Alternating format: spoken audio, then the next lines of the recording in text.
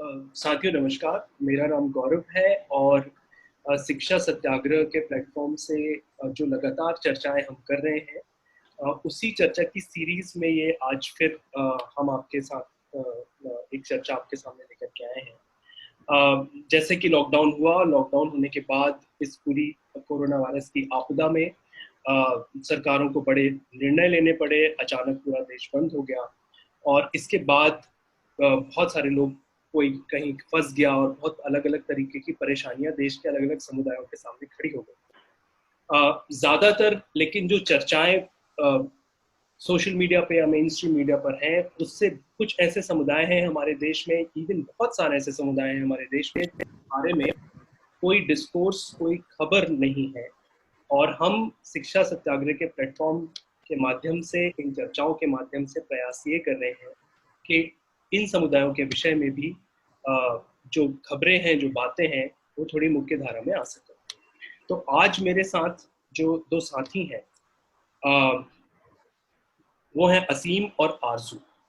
असीम भाई और आरजू जो हैं ये जीबी रोड दिल्ली में, जो कि एक रेड लाइट एरिया है, वहाँ सेक्स वर्कर्स के साथ काम करते हैं।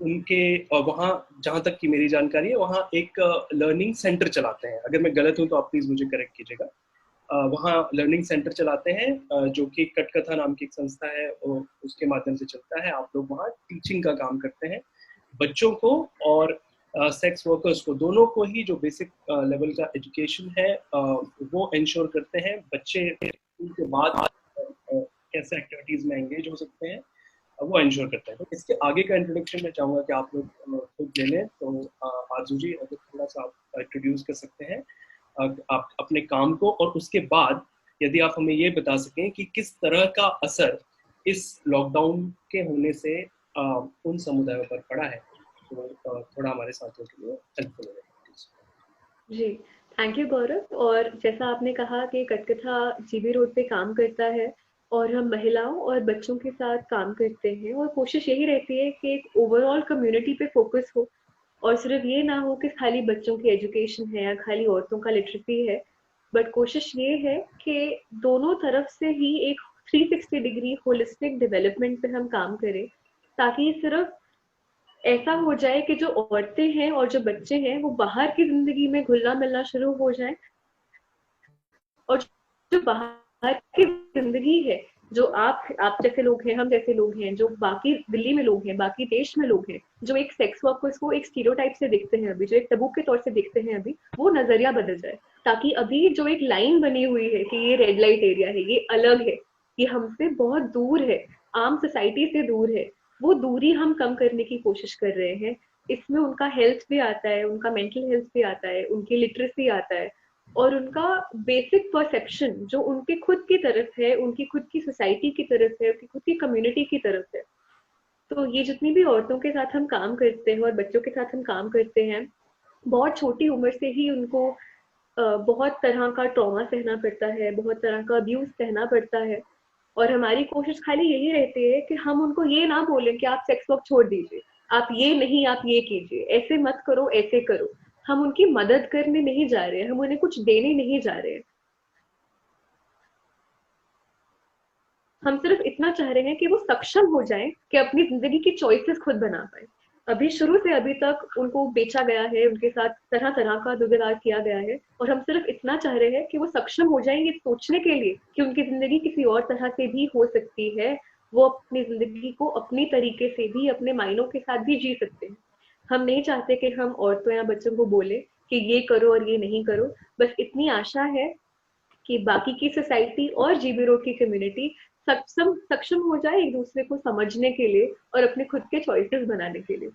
इसके लिए कटकथा का लर्निंग सेंटर तो है ही, जो जीबी रोड पे भी काम कर रहा है, जिसमें बच्चे आफ्टर स्कूल एनरोल होते हैं, और जिसमें तरह तरह की एक्टिविटीज होती है। एकेडमिक्स के अलावा भी थिएटर होता है, उसमें बच्चों का कुछ कुछ स्पोर्ट्स एक्टिविटीज रहता है, डांस क्लासेस रहता है, आर्ट एंड क्राफ्ट होता है। इसके अलावा जो औरतों की हम लिटरेसी की बात करते हैं, तो वो अलग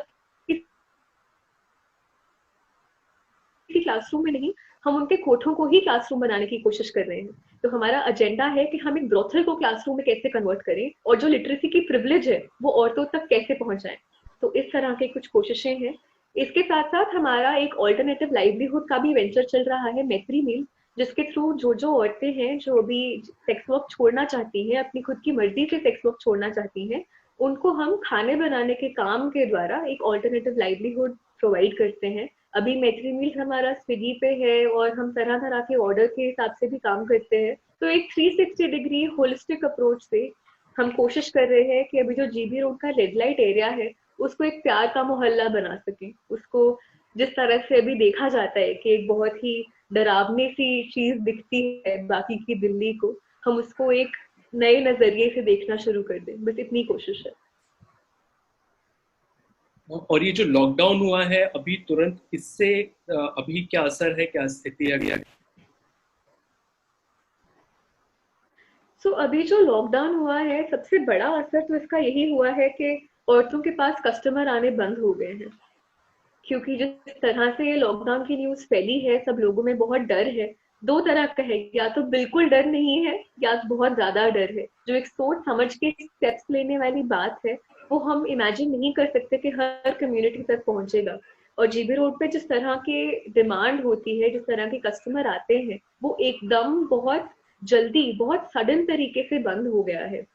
और जो हमारी औरतें हैं उनमें भी डर इस तरह का फैल गया था कि अगर हम कोई कस्टमर लेते हैं तो क्या बीमारी हो जाएगी। लेकिन साथ ही साथ उनके कस्टमर से ही उनकी आमदनी है, तो अगर वो कस्टमर नहीं लेती हैं तो उनके पास कुछ कमाने का जरिया नहीं होगा। तो अभी उनकी जिंदगी में ये एक ऐसा मोड़ हो चुका है कि अगर वो कस्टमर लेती है तो वो ज्यादा बीमारी के पास जा रही है, कस्टमर नहीं ले रही तो वो भुखमरी के पास जा रही है। उनके पास कोई तीसरा ऑप्शन इस टाइम पे नहीं दिख रहा है उनको। और जब एकदम से लॉकडाउन अनाउंस हुआ था तो सबसे बुरी चीज तो ये रही कि कैसे जितने भी इंस्टीट्यूशन हैं जो बने हैं औरतों की मदद के लिए, वहां से भी एक्सप्लॉयटेशन कुछ कुछ तरह का शुरू होने लगा, क्योंकि जीबी रोड को बंद करना बहुत जरूरी था। क्योंकि जैसे हम बात कर रहे हैं कि कोरोना वायरस छूने से फैलता है और जीबी रोड पे सेक्स वर्क का काम होता है, वो पूरा काम ही छूने पे बेस्ड है। तो जीबी रोड को बंद करना बहुत जरूरी था। और वो जो एकदम से लॉकडाउन हुआ है बहुत वायलेंट तरीके से हुआ है, बहुत अग्रेसिव तरीके से हुआ है। तो जो तरीके थे उसमें भी औरतों को बहुत ट्रॉमा फेस करने के लिए हुआ। और साथ ही साथ अभी जितना भी इंफॉर्मेशन आप तक हम तक पहुंच पा रहा है, हम न्यूज से ले रहे हैं, इंटरनेट से ले रहे हैं, हमारे पास कई तरह के माध्यम है। पर इन औरतों के पास ज्यादातर टीवी नहीं है, इन औरतों के पास लिटरेसी नहीं है तो वो अखबार नहीं पढ़ती। उनके पास ज्यादा मीडियम है व्हाट्सएप। तो व्हाट्सएप पे जितने जितने मैसेजेस उनको आ रहे हैं उनका वही सोर्स ऑफ इन्फॉर्मेशन है। तो इतनी मिथ्स फैल चुके हैं, इतना मिस इन्फॉर्मेशन फैल चुका है औरतों के कम्युनिटी में अभी, कि उसको काउंटर करना बहुत जरूरी है। जो हम धीरे धीरे अभी कटकथा के थ्रू कोशिश कर रहे हैं।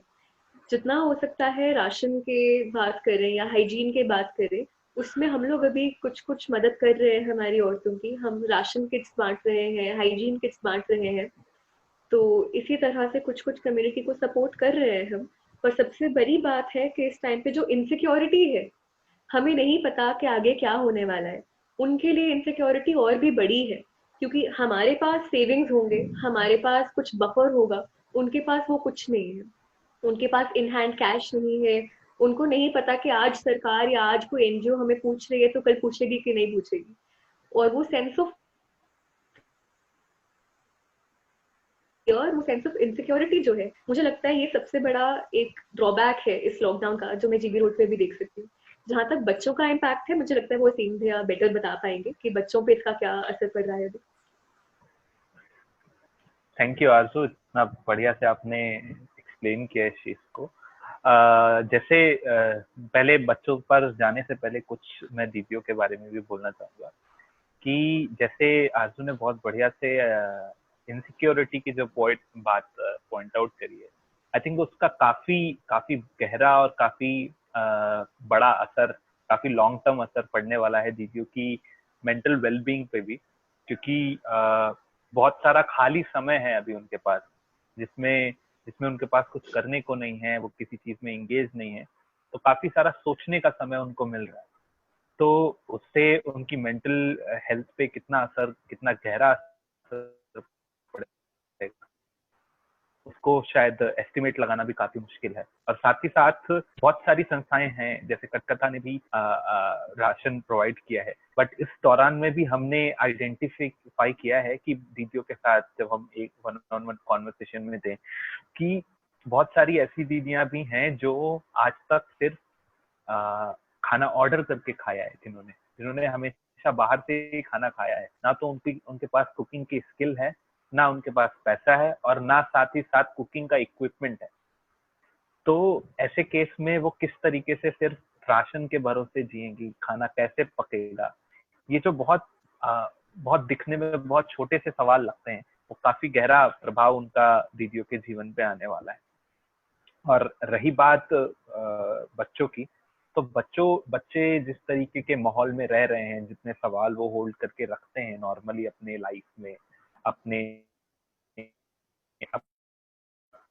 फैमिली के बैकग्राउंड को लेकर के और अपनी लाइफ को लेकर के, कि वो क्यों ऐसे माहौल में रहे हैं, क्यों नहीं ये सब झेलना पड़ रहा है, कहाँ वो जाएंगे अपने जीवन में, वो सारे सवाल उनके बाकी एंगेजमेंट, बाकी जिस जगहों पे उनका ध्यान भटकता था किसी ना किसी तरीके से, वो चाहे स्कूल हो या कटकथा का वो स्पेस हो, अलग अलग एक्टिविटीज हो, दोस्तों से मिलना जुलना हो, उन सब के बंद हो जाने के बाद, इस लॉकडाउन के लग जाने के बाद, वो समय नहीं है, वो जो ह्यूमन कनेक्शन जो बंद हो गया है, उसका काफी गहरा असर उनकी भी मेंटल वेलबींग पे पड़ रहा है।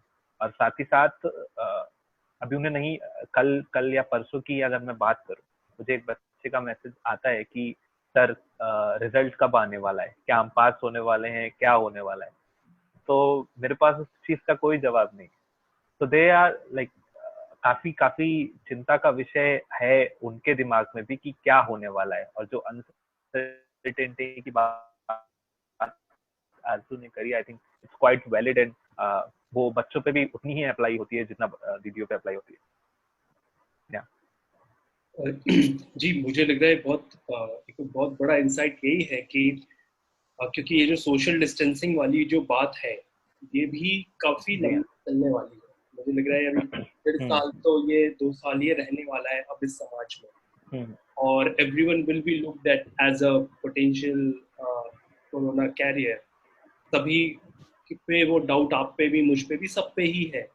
लेकिन ये जो प्रश्न है कि जिनका लाइवलीहुड ही, जिनका जिनका रोजगार ही छूने पे आधारित है, तो एक तरफ भूख है और एक तरफ कोरोना है, बीमारी है, तो ये तो बहुत मुझे लगता है बड़ा इंसाइट है लोगों को हमें समझना। तो अगला मेरा प्रश्न आप लोगों से जो है वो बच्चों की शिक्षा के विषय में ही है। तो बहुत ज्यादा अभी वैसे गौरव,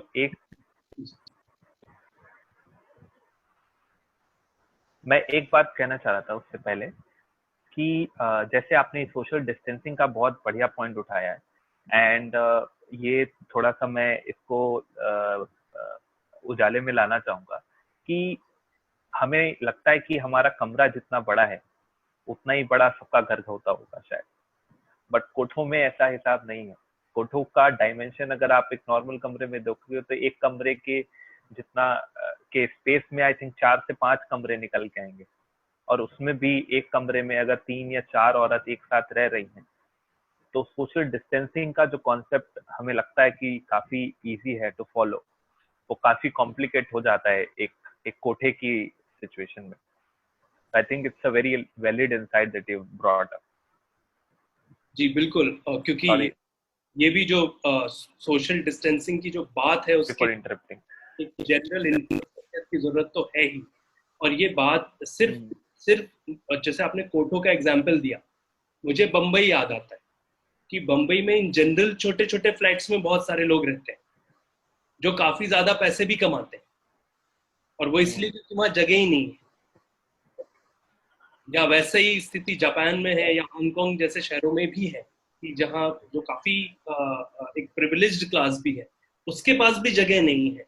तो सोशल डिस्टेंसिंग के लिए भी एक मिनिमम इंफ्रास्ट्रक्चर की आवश्यकता तो है ही सभी के लिए, और उसमें ये जो विशेष समुदाय है उनके साथ तो और ऑलरेडी इतना डिस्ट्रेस है और इतना बढ़ जाना है। तो फिर अगले प्रश्न पे चलते हैं, जो जो मैं पूछने वाला था आपसे कि शिक्षा से जुड़ा जो एक बात है, बहुत सारी चर्चाएं ये हैं कि अब ऑनलाइन लर्निंग हो जाएगी, ई लर्निंग हो जाएगी। तो आपको क्या लगता है कि आप जिन बच्चों के साथ या दीदियों के साथ काम करते हैं, उनके साथ समाधान कितना काम करेगा, एक बात। और दूसरा जो एक मैं बात समझ पा रहा हूँ कि बहुत इंपॉर्टेंट है, ह्यूमन इंटरवेंशन यहाँ बहुत ज्यादा भी है, बहुत ज्यादा आवश्यक है। हालांकि ह्यूमन इंटरवेंशन हर तरह की शिक्षा में बहुत आवश्यक है, शिक्षा का होना, एक इंसान का बच्चों के साथ होना, उससे बहुत ही ज्यादा फर्क पड़ता है। लेकिन शायद यहाँ तो वो बहुत और ज्यादा आवश्यक हो जाता है। तो आप लोगों का इस पे क्या टेक, इससे आप कैसे भविष्य में टेक्नोलॉजी और ये सारी चीजें? देखिए गौरव,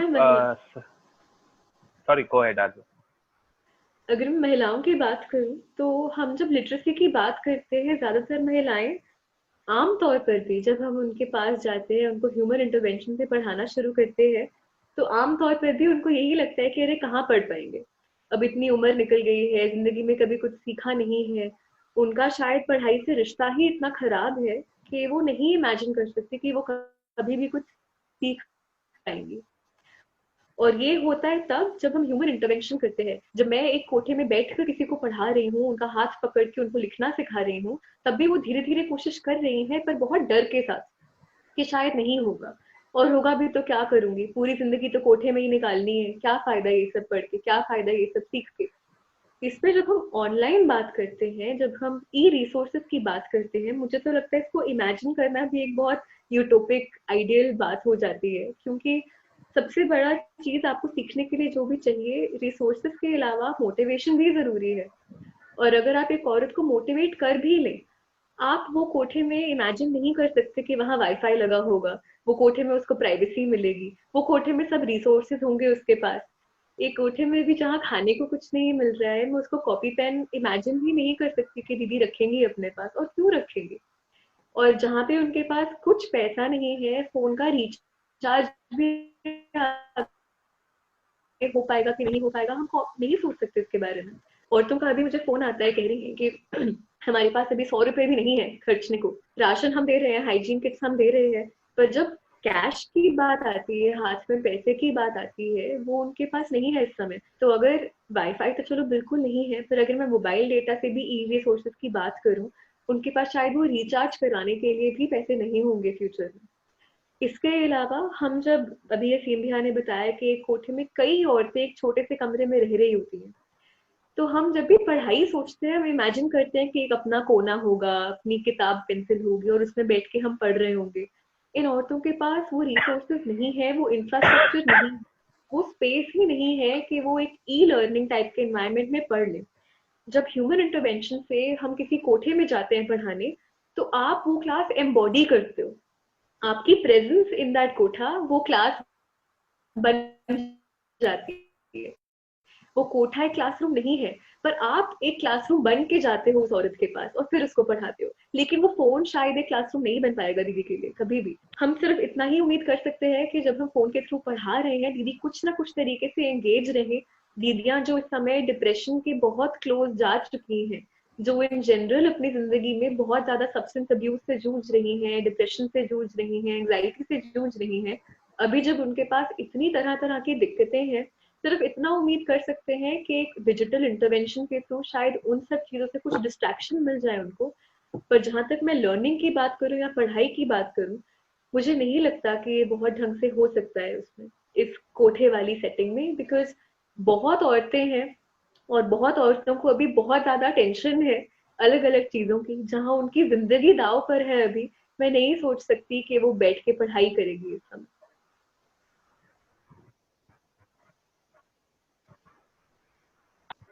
बहुत वैलिड पॉइंट है अज्जू। और एक चीज ये भी है आई थिंक कि मान लिया किसी के पास अगर कुछ छोटी मोटी सेविंग्स रह भी जाती हैं कि वो रिचार्ज जैसी फैसिलिटी के लिए पे कर पाए, शायद, I think I am being to optimistic, but अगर वो कर भी पाती है तो आसपास के रिचार्ज स्टोर खुले होना या फिर ई मेथड्स को यूज कर पाना कि इलेक्ट्रॉनिक एप्स को यूज करके रिचार्ज कर पाने जितनी जो कैपेबिलिटी, जो टेक्निकल लिटरेसी की रिक्वायरमेंट है, उसकी एब्सेंट में इसका पॉसिबल होना काफी काफी चैलेंजिंग नजर आता है। बिल्कुल। और जैसे इनसिक्योरिटी की हम बात कर रहे थे, अगर मेरे पास बचे ही सिर्फ 500 रुपए हैं मेरी सेविंग्स के लिए, वो 500 रुपए से 100 रुपए में रिचार्ज में नहीं लगाऊंगी। मुझे नहीं चाहिए जी इंटरनेट, हाँ। मुझे 2 वक्त की रोटी चाहिए इस समय, क्योंकि मुझे ये भी नहीं पता कि अगले महीने खाना मिलेगा कि नहीं मिलेगा, इस महीने राशन मिल गया, अगले महीने आएगा कि नहीं आएगा। तो ऑनलाइन बैठ के पढ़ पाना एक बहुत बड़ी प्रिविलेज है, जो इन कम्युनिटीज में बहुत मुश्किल है करना। जी। अ, तो मेरा आखिरी जो प्रश्न है उसमें मैं चाहता हूँ कि थोड़ा अगर आप लोग इस पे बात कर पाए कि किस तरह का आप भविष्य देखते हैं। क्या आपके मन में कोई सुझाव हैं जो सरकारों को या समाज के लोगों को ध्यान में रखना चाहिए इस पूरे इस पूरी आपदा के बीत जाने के बाद, अ, आप इन समुदायों के विषय में जिनके साथ आप काम करते हैं, दीदियों के विषय में और उनके परिवार।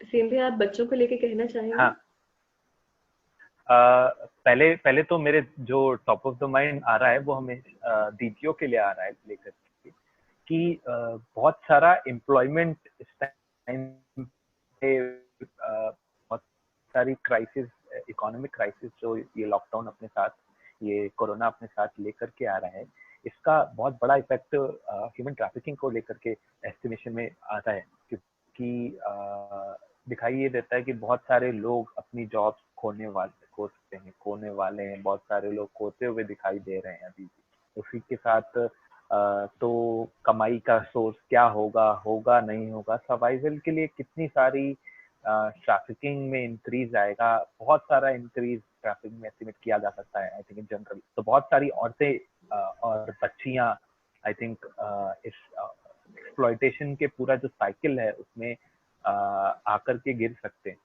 तो बहुत ज्यादा ध्यान अगर सरकार के लेवल पे देने की जरूरत पड़ेगी एक इस ह्यूमन ट्रैफिकिंग के नेटवर्क में, तो बहुत ज्यादा केयर की जरूरत लगेगी आई थिंक इस चीज को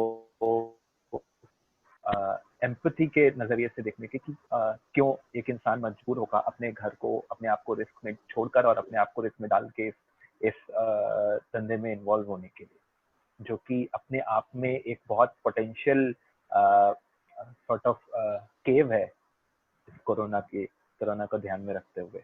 और साथ ही साथ अगर बच्चों के लिए देखा जाए तो बहुत सारा आई थिंक फ्यूचर में अगर कुछ सजेशन है मेरे दिमाग में, तो वो ये है कि बहुत सारा टैबू, जो सोसाइटल टैबू अटैच्ड है, और उसके कॉन्सिक्वेंट में जो बुलिंग निकल के आती है एक पब्लिक स्कूल में, वो चाहे सरकारी हो या प्राइवेट हो, तो उसमें वो सिर्फ बच्चों के नहीं बल्कि टीचर्स के लेवल पे, टीचर कितना एम्पैथाइज करता है उस बच्चे के साथ जो एक सेक्स वर्कर कम्युनिटी के साथ आ रहा है, वो एक बहुत बड़ा आई थिंक ट्रेनिंग का मुद्दा बन सकता है एज अ टीचर का, जो ट्रेनिंग होती है कि कैसे अलग अलग कम्युनिटीज की अलग अलग सेंसिटिव पॉइंट्स हैं जिनको एक टीचर को एक इंसान को एक टीचर बनते हुए ध्यान में रखना बहुत जरूरी है। क्योंकि सिर्फ वो एकेडमिक्स नहीं लेकर के आ रहा है, बल्कि एक बच्चे के लाइफ की उसके ऊपर पूरी जिम्मेदारी है। तो आई थिंक ये बहुत छोटे छोटे मुद्दे हैं सरकार की नजर में। बच्चों के एक कम्युनिटी, एक सेक्स वर्कर कम्युनिटी में, जहाँ एक बच्चा पूरी रात को सोता नहीं है और सुबह 7 बजे उसको स्कूल अटेंड करना है, तो और उसके बाद भी उसको जाकर के अगर बुलिंग फेस करनी है और उसके कॉन्सिक्वेंस में जो ड्रॉप आउट निकल के होना है, और उसके बाद भी सरकार या जो पॉलिसी लेवल पे इस चीज पे ध्यान नहीं जाना, ये बहुत बड़ा अपने आप में एक नेग्लेक्टेड पॉइंट है, जिसपे आई थिंक बहुत ध्यान देने की जरूरत है आगे आने वाले समय। बाकी आई थिंक दीदियों के केस में आंसू बहुत बेहतर तरीके से बता बिल्कुल। रहे तो जहाँ तक सरकार की हम बात करते हैं कि गवर्नमेंट लेवल पे, पॉलिसी मेकिंग लेवल पे क्या-क्या हम चीज़ें चाह सकते हैं, सबसे बड़ी तो जैसे ह्यूमन ट्रैफिकिंग की सीमिया ने बात की, क्योंकि जब इकोनॉमी आपका क्रैश करता है, पॉवर्टी के कारण ही बहुत ज़्यादा ह्यूमन ट्रैफिकिंग में बढ़ोतरी होती है। माइनर लड़कियां बहुत ज़्यादा बिकनी शुरू हो जाती हैं। बहुत सारी औरतें जो नौकरी के सिलसिले में धोखा खाकर जीबी रोड पे आती हैं, उनकी बहुत ज्यादा तादाद बढ़ सकती है इस मामले में। और बहुत सारी फैमिलीज हैं जो लाचार होकर अपनी औरतों को बेचने पर मजबूर हो सकती हैं। पर इसके अलावा भी जीबी रोड की अगर मैं बहुत स्पेसिफिकली बात करूं, जीबी रोड पे कई कोठे ऐसे हैं जहाँ काफी अधेड़ उम्र की औरतें रहती हैं, जहाँ बूढ़ी औरतें रहती हैं, जो ज्यादातर कस्टमर नहीं ले सकती हो, जो कस्टमर से पैसे नहीं कमाती हो। तो उन औरतों की क्या समस्याएं आके निकलेंगी आगे। जो यंग औरतें हैं, कुछ नाबालिग भी अगर कुछ हैं, उनकी तरफ फिर भी बहुत कस्टमर उनको मिल जाते हैं। वो जब ब्रोथल में होती हैं, जिस तरह से उनके पिम्स काम करते हैं, उनकी ब्रोथल ओनर्स काम करते हैं, उन तक कस्टमर फिर भी पहुंच जाते हैं। पर जब एक औरत एक सर्टेन एज के बियॉन्ड चली जाती है, वो सेक्स वर्क से बहुत ज्यादा कमाई नहीं कर सकती। और अगर इसका मैं लॉन्ग टर्म इम्पैक्ट देखूं, तो आज से 1 साल बाद भी मुझे नहीं लगता कि जीबी रोड या कोई भी सेक्स वर्क कम्युनिटी उस तरह से अब कमा पाएगी, क्योंकि छूने पर इतना टैबू हो जाएगा, छूने से इतना डर हो जाएगा। तो हर औरत जो है, जैसे डिमांड कम निकलेगी, तो वो उतना रेट कम से कम कम होता चला जाएगा, क्योंकि उतनी डेस्परेशन बढ़ने लगेगी रोड पे। खास करके जो औरतें बूढ़ी उम्र की हैं, शायद उनको कोठे से निकाल दिया जाए, शायद वो बेघर हो सकती है इस सिचुएशन में, क्योंकि वो जहाँ रह रही हैं अभी, वहां पे वो कमा नहीं पा रही हैं, शायद उनको बेघर कर दिया जाए। अपने परिवार को जो अभी पैसे भेज रही हैं, वो नहीं भेज पाएंगे, तो शायद उनके कई परिवारों पे असर पड़ेगा। साथ ही साथ इसमें ये भी है कि अब औरतों के पास जब कस्टमर नहीं आएंगे, जब बहुत थोड़े कस्टमर ही आएंगे सिर्फ, तो वो अपने रेट भी उतना कम करना शुरू कर देंगी ताकि कस्टमर बढ़ जाए। उतने ही कम से कम रेट करना शुरू कर देंगी ताकि जितना हो सके उतने कस्टमर मिल जाए उनको। अब आप सोचिए, अगर 50-100 रुपए में वो सेक्स वर्क कर रही हैं, तो उनके ह्यूमन डिग्निटी का क्या, उनकी बेसिक इकोनॉमिक सस्टेनेंस का क्या। तो इस तरह से यही उम्मीद है कि सरकार वर्क अक्नॉलेज करे, लेबर अक्नॉलेज करे। जैसे हर तरह के वर्क में, हर तरह के लेबर में कुछ गाइडलाइंस होती हैं, कुछ तरह के रूल्स होते हैं, कुछ तरह के स्पेसिफिक नोशंस होते हैं काम करने के तरीके से। ये काम हो रहा है, हम इसको मॉरल तरीके से या सोसाइटी के पर्सपेक्टिव से देखते हैं तो हमें गलत लगता है, इसीलिए कभी अक्नॉलेज नहीं होता। पर ये कितना सही है, कितना गलत है, वो एक अलग डिबेट है। पर सरकार को ये एक्नॉलेज करना जरूरी है कि ये काम अभी हो रहा है, और इस काम में कितनी कमाई हो रही है, किस तरह की औरतें आ रही हैं, जो क्लास कंडीशन है, कास्ट कंडीशन है, उसको कैसे सही कर सकते हैं हम। और ये ना हो जाए कि एक औरत इतना डेस्परेट हो जाए कि वो कम से कम रेट में अपने आप को बेचने के लिए राजी हो जाए, क्योंकि उसके पास और कोई ऑप्शन ही नहीं है। तो ये कुछ कुछ चीजें हैं जो मैं चाहूंगी कि सरकार ध्यान में रखे। और जब लॉकडाउन हुआ था, जैसे मैंने पहले भी कहा कि बहुत वायलेंट तरीके से हुआ था, हमें तरह तरह की खबरें मिली थी दीदियों से जीबी रोड पे। तो जितने भी इंस्टीट्यूशन इन्वॉल्व हैं जीबी रोड पे, चाहे वो पुलिस हो या चाहे और तरह के कर्मी हो वहां पे, उनकी सेंसिटिविटी बहुत जरूरी है। अगर एक औरत, एक सेक्स वर्कर पुलिस को ट्रस्ट नहीं कर सकती अपने रोड पे, तो वो किसके पास जाएगी अपनी दिक्कतों को लेके। और क्राइम रेट बहुत हाई है जीबी रोड पे, बहुत हाई रहता है। और लॉकडाउन के बाद जब डेस्परेशन बढ़ जाएगी तो क्राइम रेट और बढ़ेगा। तो इस चक्कर में पुलिस का क्या रोल होगा रोड पे, उसमें सेंसिटिविटी लाना एक और बहुत जरूरी चीज है, जो मैं चाहूंगी कि सरकार इस पे ध्यान दे। जी। तो एक तो आप लोगों का बहुत बहुत शुक्रिया। मुझे लगता है ये बहुत ही इंसाइटफुल